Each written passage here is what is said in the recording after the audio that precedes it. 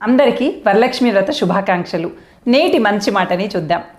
పూజలు చేసేప్పుడు భగవంతుడు లేదా అమ్మవారు చూస్తున్నారు అని చెప్పి బాగా నమ్ముతూ ఉంటాం. అలాగే మన బాధని వింటున్నారు అని చెప్పి మన ప్రసాదాలని స్వీకరిస్తున్నారు అనేటువంటి భావనతో పూజలు ఎన్నో చేస్తూ ఉంటాం.